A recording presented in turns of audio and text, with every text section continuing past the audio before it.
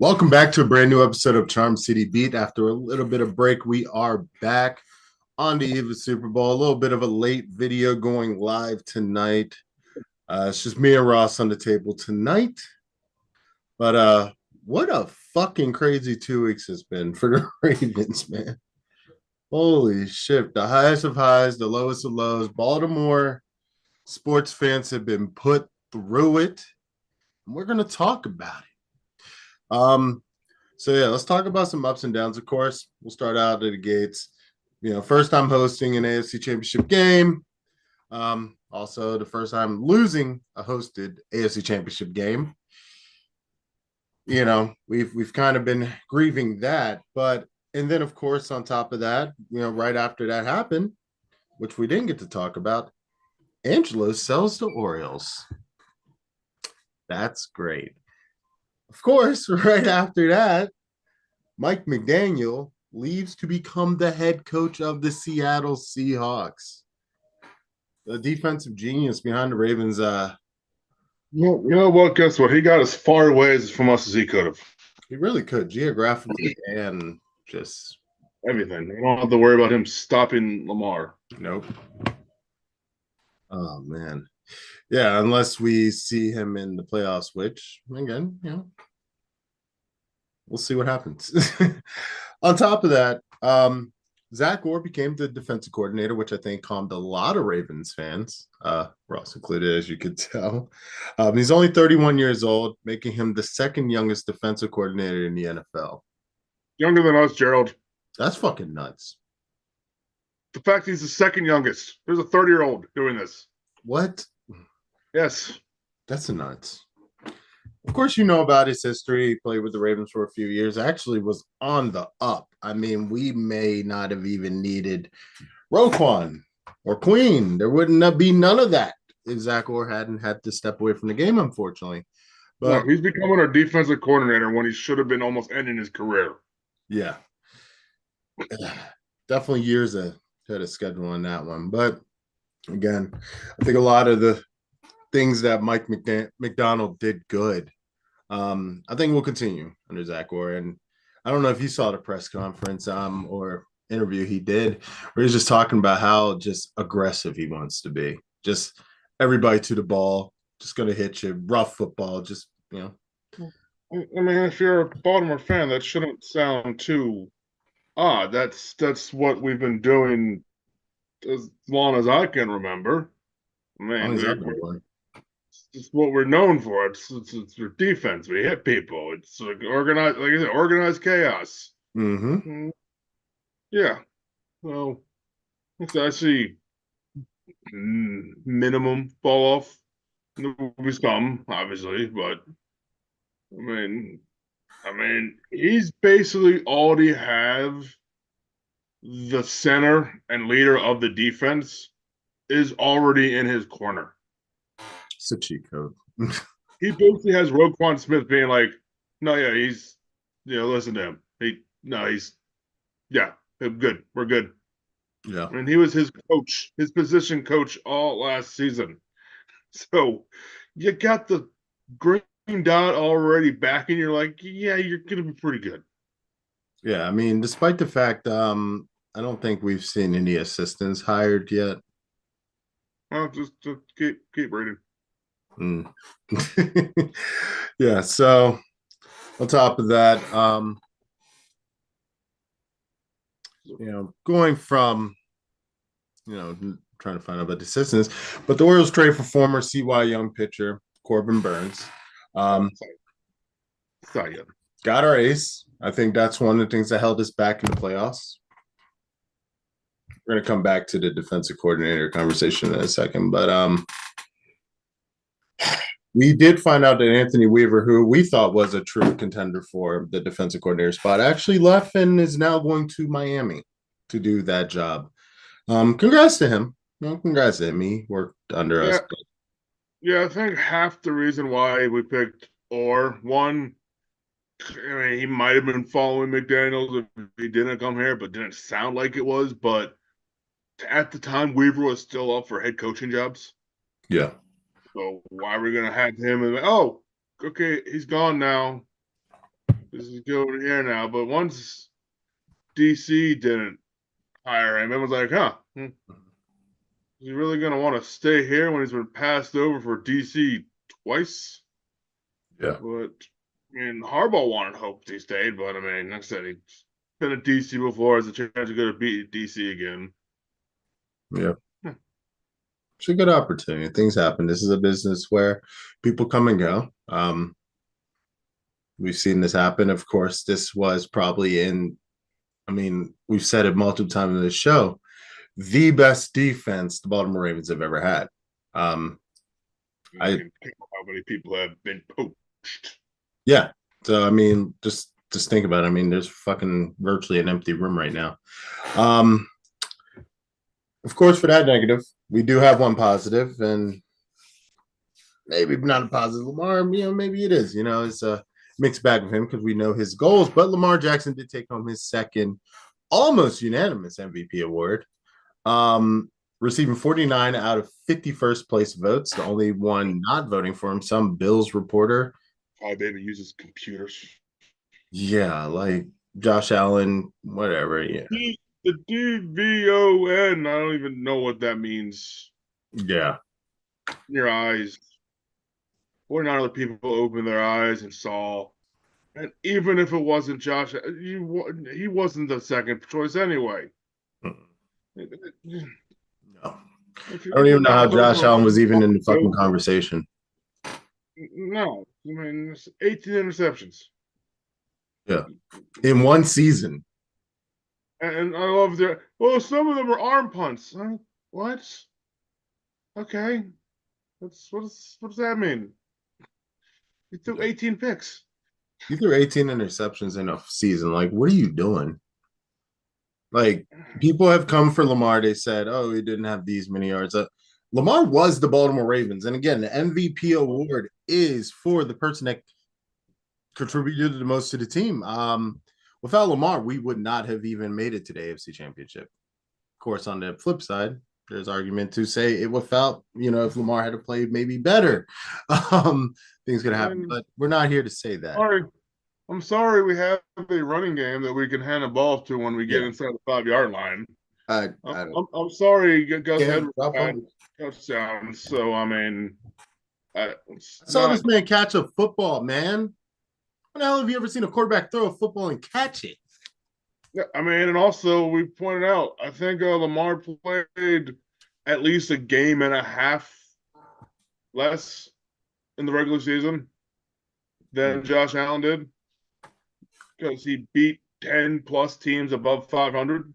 Yeah. Yeah.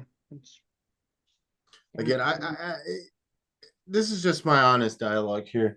I feel like no matter what Lamar Jackson does, the media, the people that are probably outside of the Ravens flock, outside of the fan base, they're just going to keep pushing that goalpost further back. I don't get it. It's been like that his whole career, even back to college when people wanted him to transition to a receiver after seeing what he did as a quarterback in Louisville. You don't win a Heisman as a quarterback because you can't throw, because you can't read defenses. No, like he did the fucking thing. And I think I read he's the first player to win a Heisman and an MVP trophy. Two MVP trophies. That's historic in itself. And again, we all won a Super Bowl. We're right there with him. We want that Super Bowl just as much as anybody. But that alone to me qualifies him for Hall of Fame. We're talking Hall of Fame at this fucking point. 6 years in. He's not even probably halfway done his career. And he's already could probably seal it up tomorrow and be at least somewhere down the line, a Hall of Fame contender. Oh, yeah. Off of what he's done so far. Oh, yeah. Easy. Like, no question. A little bit of a net positive, net negative, or net negative, net positive. Things are still going on. Things are still happening. It's the beginning of the week. We found out that Zay Flowers was under investigation for domestic abuse. Given the Ravens' history, this could not have happened at a worse time. Zay Flowers sealing up one of the best rookie campaigns by a receiver in Baltimore history. Um, Despite a couple of mistakes in the AFC Championship, still had a pretty solid game. Um, but yeah, according to Justin Fenton of the Baltimore Banner, I read that reports of Zay Flowers being a suspect is inaccurate, um, which again clears the heat, I guess, in a sense. Not been charged with a crime. Yeah, going more into the article, the recording reviewed by the Baltimore Banner, a dispatcher can be heard calling for an officer to check a location in Flowers' block. Using geotech, they realized that it was a house, I think, just near it or next door, something along those lines.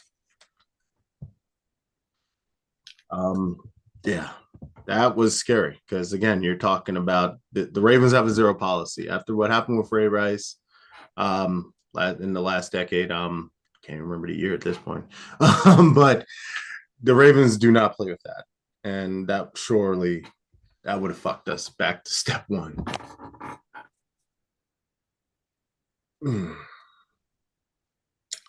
But again, tumultuous week for the Baltimore Ravens. Ross, what are your thoughts on that, man? I mean, it's now it's nothing. I mean, it just came out earlier, sort of went away. If something did happen, they would not have walked away when they went and investigated. Yeah. Don't leave people if there's obvious evidence of anything that has happened. Yeah. It's not how this works. On the flip side, there has been a video recently shown of possibly who said to have been Zay Flowers' girlfriend in a Boston College game get into a fight. I just saw that yesterday. So that throws another weird possible monkey wrench. I don't. The other odd part is that Massachusetts somehow got involved. Yeah. Oh, sorry. Continue. But no, yeah, like I said, they basically been come out last day and said, no, yeah, he's not a suspect. It's an investigation. But yeah, no. We are happy, at least for now. Um. Oh, sorry. No, no, yeah, no, we're for now, yeah. I mean, Mm. this But week is good. These 2 weeks have gone. yeah, but this goes to to continue on the Zay Flower just for a little bit longer here. Um, this to me is just another trend of you're guilty until proven innocent. And personally, there's two sides of the story. Number one, it's like people, let's wait until the evidence is out there. That's why I personally did not want to film about this before this shit came out. The fact that I saw this was like, okay, it's safe to talk about. There's something a little bit more definite than just hearsay, because the internet is a very terrible place for misinformation. But again, when you're in this situation, when you're at the position you are as an athlete, like everything is examined by a microscope, every little thing. And again, it is proven guilty, and you're guilty until proven innocent. But yeah, this could have gone a different route. This really could have been a very different route. Um, yeah, but Ross, let's talk about the Orioles. Let's move on for a second. Ross, Ooh. donning the Orioles, the black and orange, the day that Orioles fans have been waiting for has happened. John Angelos has agreed to sell the Orioles for $1.725 billion to a local ownership group with Baltimore native philanthropist and investor David Rubenstein, who has an estimated net worth of 3.7 billion. Holy shit. Becoming the control person of the Orioles, leading a group that involves Baltimore Orioles Iron Man Kyle Ripken, former Baltimore Mayor Mayor Smoke, which is just freaking crazy. I grew up hearing these names, and now they're running the Orioles. Just off of those names alone, I mean, just how awesome is it to have Baltimore legends, people that do love the city, essentially running the Orioles now. Yeah, we got freaking Grant Hill. Yeah, Michael Bloomberg somehow is involved in this. yeah, that's crazy. We literally have, I think it's at least call it at least top 5 richest owners now. And when controlling the person means he's the go ahead. He writes the checks. Mm-hmm. Yeah. There's so much that this could lead to. Yeah, no, this is great. I mean, again, it's in the hands of people that actually do care about the Orioles. A former It player. ain't moving, by the way, so everyone can stop that nonsense. Yeah, we ain't going nowhere. That's a wrap. Thank God, because that that talk was getting very, very annoying. And I honestly, I don't. I mean, there was maybe one point I think where it was like, could they actually sell it to Nashville? Sure, maybe, but I really just couldn't. I couldn't conceptualize the actual idea of it actually happening. Oh man. But yeah, what else is going on with the Orioles, Ross? Talk about it. Well, like we talked about, Elias goes out and finally gets a true top of the rotation ace with 2021 Cy Young winner Corbin Burns. They did have to trade DL Hall and Joey Ortiz and a 34th pick in the draft to Milwaukee, but that is a steal. Yeah. I mean, ideally, we will hopefully re-sign him at some point, most likely at the end of the year. If not, we get a full year rental of a Cy Young winner. And as we've talked about before with the Ravens, if we got a Super Bowl this year, Mike McDonald, get the hell out of here. We don't care. Go ahead. Strip us dry. We got a Super Bowl. Yeah. This brings us a World Series. Yeah, people. I mean, DL Hall didn't really have a spot in rotation. He never was going to get stretched out again. He was good in the playoffs, one of the few ones that was in the bullpen. Mm-hmm. But, and Ortiz has been blocked all over the place, especially now with Holiday. More on him later. Yeah. But, yes, and apparently I forgot you can trade picks now, but, okay, that's a compensation pick. We're not going to have good picks anyway because that's what happens when you win. We don't need picks anymore. Yep. So that's the plan. Anyway, with Burnsy, he's coming off a 10-8 season, but a 3.39 ERA and a career record of 45 and 27. He was with Milwaukee; they weren't always that good, but he has a career ERA of 3.26. That's good. Yeah. It's very good. That's very This great. leads the current projected pitching rotation of Burns, Bradis, Grayson, Means, and Kramer. I'm not mad at that. Um, a year ago, Means was our ace, and he's sitting there at 4 now, with still possibly more moves to come in that. Yeah. I mean, the Orioles are priming themselves for another big run. Simple as that. And that's evident in what's going on with Jackson Holiday, who we've all been excited about. Right now, currently, he is a non-roster invitee to the Major League Spring Training. Michael Elias says he will see a significant amount of playing time at second base this spring. Right now, the projecting starting infield is Mountcastle at first, Holiday at second, Gunnar at shortstop, and Westberg at third. That's the only thing I could think of. I mean, that's, as I said, if he makes the opening day roster, or will they wait, which they're probably going to wait. They did it with Adley, so expect that. But keep your eyes on it. We got to be there. I mean, I guess. I mean, I mean, Gunnar could be third. I'm not sure. I mean, I always thought Westberg was second, but if they want to play Holiday there, and that's Yeah. but any which way about it, that's a pretty good. That's going to be the starting infield at one point this year, and that is why Ortiz got traded. Yeah. Where was he going to go? There was just no room. Good day. But they probably will wait a year to bring him, a month or so to bring him up. Yeah. I mean, baseball's like right around the corner. Baseball works now. Yeah. It's literally right around the corner. I don't know. We'll spend money. We don't have to worry about years of control. We'll just buy people's years of control, which hopefully we do with Adley or Gunnar at some point. which was not going to happen under the Angelo. tyrant Angelos.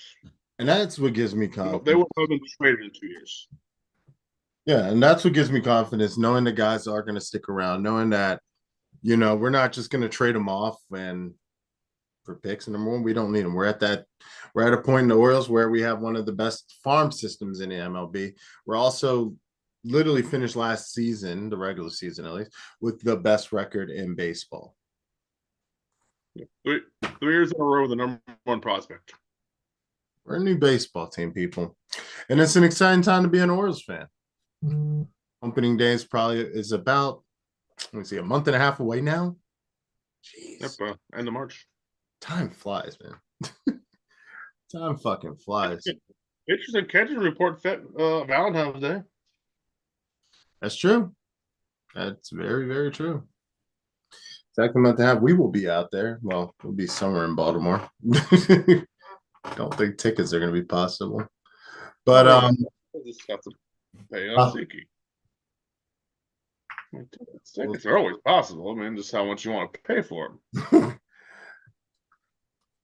We have a lot of conversations I have, my friend. Going back to the NFL, just this past Thursday, the NFL regular season award winners were presented Thursday night. Of course, Lamar Jackson, right now at 27, is the youngest player to win multiple MVPs. And with his Heisman, he is the only player in the NFL to do so, we said earlier. Christian McCaffrey got Offensive Player of the Year. Defensive Player of the Year, Myles Garrett. That's an interesting one. We're not. Your thoughts? Let them out. I don't know what my thoughts are. I've always thought it, but then when they finally saw an interesting stat is that I don't know why, but TJ Watt's not double teamed as often as everyone else for some reason. And then there's also many clips of you just coming off the edge on block. I'm like, yeah, okay. Yeah. The other odd thing that a lot of people point out is it seems like everyone got lost in the Myles Garrett, TJ Watt argument. Max Crosby got like nothing. Yeah. Dude's killing it out in Vegas. It's not a real low-key season. But everyone gets strapped up in Myles Garrett and TJ Watt and whatnot. Yeah. I mean, Metabike, I think, got some votes. He did. Oh, that's great. And Kyle could have got some, but I stayed away from that because we really weren't involved in that. Right? We haven't, as much as we would like to, we just haven't had a defensive player at that position recently. I will say this. Sorry. Let's say it's a defensive player of the year, but it's almost like to say the MVP is a quarterback award. At this point now, it seems like defensive player of the year is a pass rusher award. Yeah. Which again, former D lineman bias aside, whatever. D line, if you get off that edge and you hit the quarterback, you're disrupting the play more than anybody. That's a disrupting position. It makes sense, but I do, to what you were saying, I truly do think that the Ravens will definitely. I see the emergence of Kyle Hamilton being a thing where he may be in that conversation within the next couple of seasons. I have no doubt about that. He was nominated for what was it, like some moment? Yeah, that got confused. I kept trying to figure out because everyone was more complaining how Tylan Wallace is not even nominated. Yeah, I don't get that. There was a punt returner in it, and it's like, did that guy do a punt in overtime? That won the game. That was a walk-off punt return. That did that happen? Because that was the most fucking awesome moment of last season. I'm not even lying. Next to that interception, believe it or not, which we didn't even win that game. So, yeah, a little shocking. A little shocking. I remember being at that game. That was such an amazing start to a game. We're like, we can't lose. There's no fucking way. We just that on the first play. Oh, wait a minute. There's no fucking way we could lose that. Yeah, well. Offensive Rookie of the Year. No surprise to me, CJ Stroud.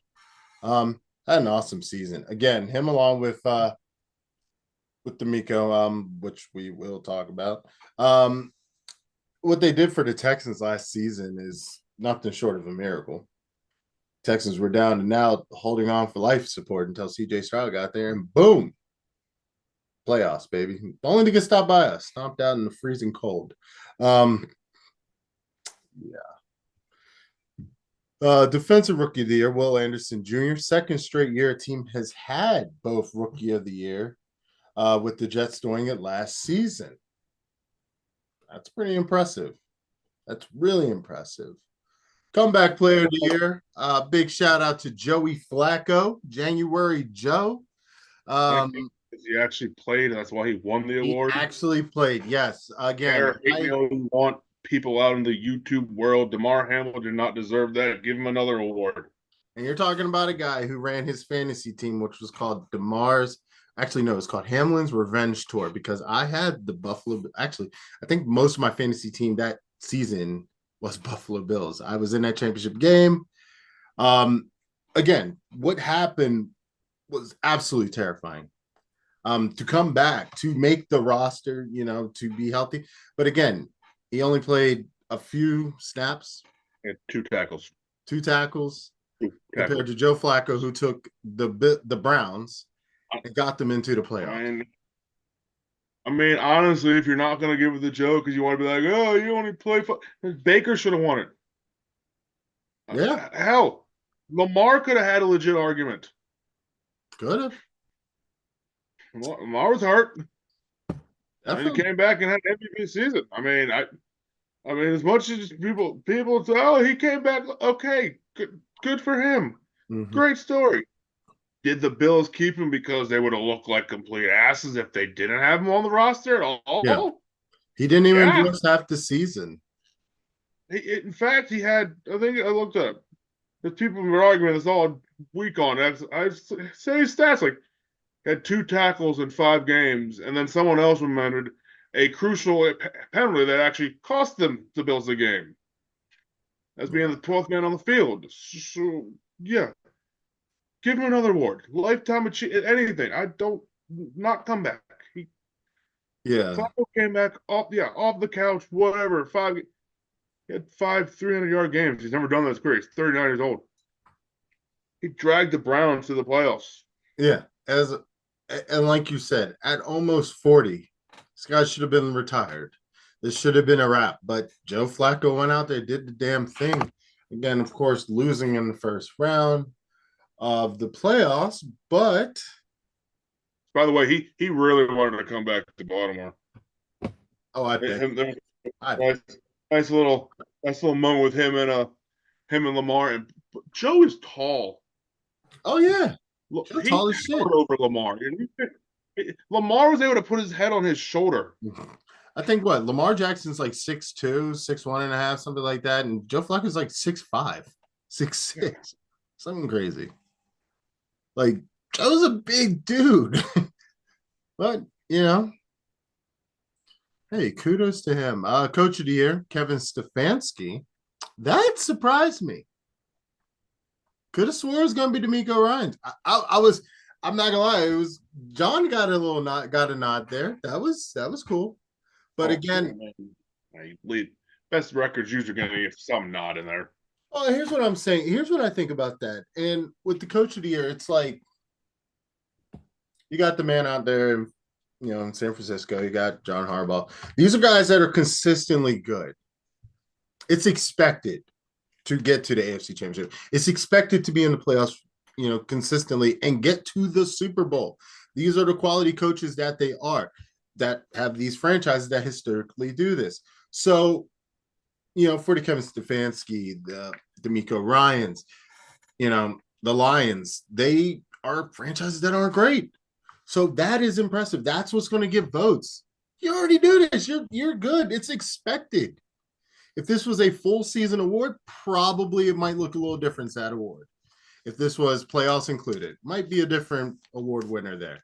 But again, I got to give it to him. Kevin Stefanski, I was a little questionable about it, but multiple quarterbacks, losing Deshaun Watson, who I don't even know what's going on there. Multiple quarterbacks, a rookie, a guy. I mean, just Joe Flacco, fresh off the couch in the school carpool lane. Just like what the hell? Makes sense. Good for you. Congrats. Yeah. Um, Assistant coach of the year was interesting. Jim Schwartz getting that. That surprised me. Dude, Seattle got the wrong guy. I don't know why As you tweeted, as you tweeted. I don't know why everyone wanted McDaniel. He wasn't an assistant of the year. Again, that surprised me that he was not. I was legitimately surprised. But That one was a little. I mean, yeah, Jim Schwartz had a good defense, but it definitely had gigantic holes that I felt were bigger than our holes on defense, and we also had the first ever triple crown. yeah, So, but someone else pointed out. Think about it. The AFC North currently has the MVP, Defensive Player of the Year, Comeback Player of the Year, Coach of the Year, and Assistant Coach of the Year. crazy. We have the Steelers won. Cam Hayward won Walter Payton Man of the Year, which means Bengals didn't win anything. I will say, I watching that presentation they did for him with Prince Harry, who was on TV. That was awesome. I earned a lot of respect for Cam. I really did. Watching that presentation there. Not too much respect because to hell with the Steelers, but big respect to Cam Hayward. Well deserved. Um, Also, Super Bowl. Obviously, it is tomorrow. We this was expected to probably be a much more positive episode. Kansas City versus 49er happens tomorrow at 6:30 Eastern. 49ers are currently the favorite, -2 right now, with an over-under of 47.5 points, according to DraftKings. This is a rematch of Super Bowl 54, where Kansas City won 31-20 over the 49ers. Without going into much detail, why are the 49ers going to win? Hopefully they're not stupid and don't run the ball only 6 times with the running backs. If I mean, I hope Christian McCaffrey has 6 rushes on the first drive. I I hope mean, I Christian don't McCaffrey know breaks why we rushing didn't do that. I mean that, and hopefully Kyle Shanahan doesn't have PTSD of 24-6-3. Yeah. Slip that up again. Yeah. Yeah, the 49ers, again, they are the team outside of the Ravens who I thought would be best built to beat the Chiefs. Again, they have offensive player of the year in Christian McCaffrey. If that guy does not break 100 rushing yards by the third quarter, I'm calling point shaving. It's an absolute crime to not run against the Chiefs. That's one of their weaknesses. They have very few, but that is a clear one that they have. Ask Josh Allen and the Bills, minus the kicker. Yep. And It, we 6. 6 times the Ravens They're ran. running backs. Come on, man. Come on. Six I times? it still laughs. All the people are like, oh, imagine we had this guy and this guy. Oh, so they could have ran 3 times? Yeah. Derrick Henry's still running 3 fucking times. Yeah, Like, we have J.K. Dobbins. Okay, he runs 6. We if didn't run J.K. the ball. Dobbins was in that situation, I honestly think he would fight John Harbaugh on the sideline. After last season, I think J.K. swinging on somebody. I don't know. I mean, it's absolutely baffling. And again, this is in that episode. We had that conversation. We talked about it last week. We are moving on. But again, I think the 49ers, it shouldn't be a problem. It shouldn't be a problem. Control the clock against the Chiefs, keep them off, keep Taylor Swift off the television screens, and it should be a win. I don't know. I'm not going to talk too much about it. Yeah, it's been a crazy 2 weeks for Baltimore. Been a couple weeks since we've been on camera. Um, Obviously, Super Bowl's this weekend, so the NFL season does wrap up this weekend. Tomorrow, well, technically today is 12:30 in the morning. Um, yeah, Ross, I don't know. Yeah. So, other news I was thinking before we get out of here, wanted to mention it. Marlon Humphrey, this man on Twitter. So, Bill Belichick currently without a job. Marlon goes on the camera, says the best coach. The NFL currently doesn't have a job. Ross, what were your thoughts on that, man? That was interesting. I mean, it's, I don't, nothing. Just non-news right now. Marlon's got his Twitter back. I'm sure, and I mean, he's a 70-something-year-old coach who probably, once again, still wants too much control. Yeah.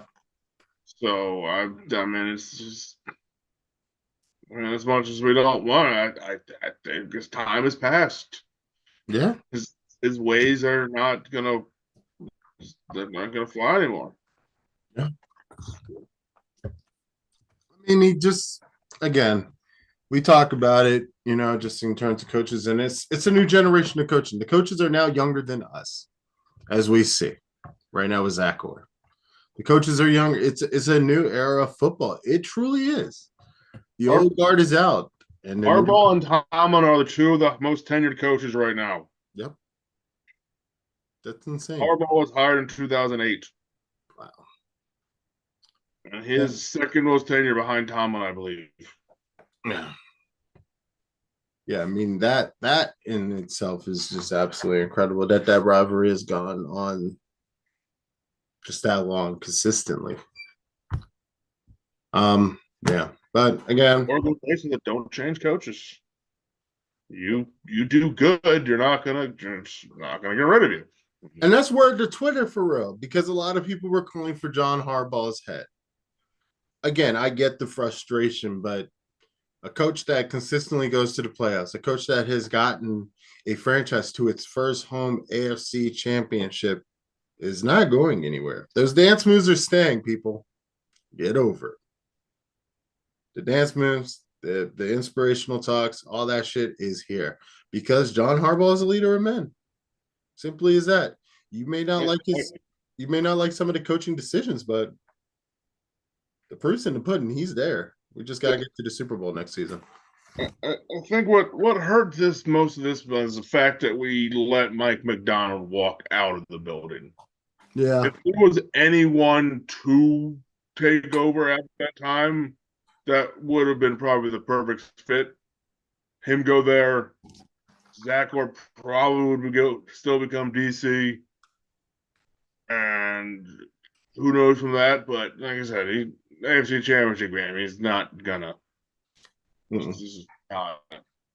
Now, it was interesting that they were about to bring Jerry Rosberg back as a game management, but that didn't happen. So I would have loved to beg the question: what would have been Harbaugh's job on game day then if Yeah. he was the game day manager? A lot of people were thinking, it's like Harbaugh started getting a sense of what people were saying. We're like, oh, I don't like that. No, let's not bring him back. Yeah. Okay. It's interesting they're going to bring in something like that. Like, what's his That job? was very interesting. Done. Time out. Call time out now.